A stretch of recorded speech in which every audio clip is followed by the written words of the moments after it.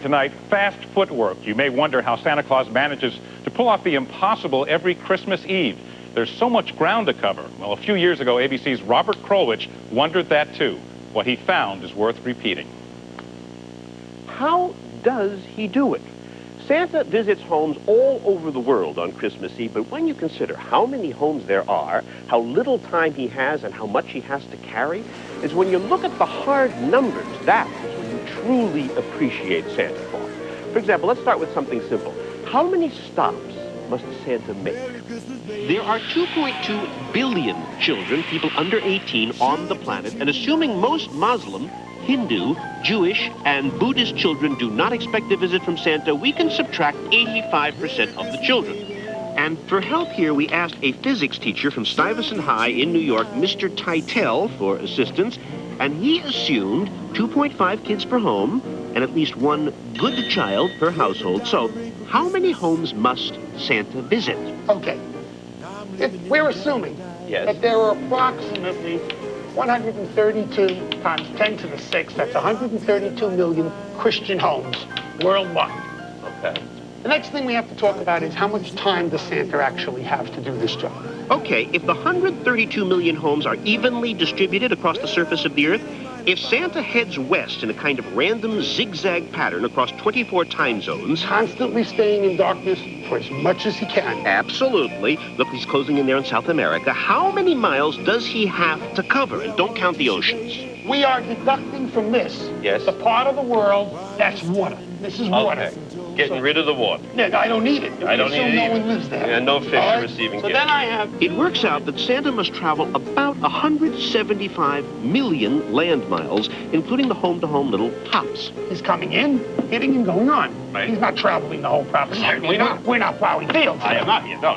So 175 million miles in 31 hours means Santa visits how many homes every second? That's 1,178 homes per second. Every second, he must hit 1,178 homes. I'm afraid so. So in your house, he has 8 100,000ths of a second to first park the sleigh, Plus,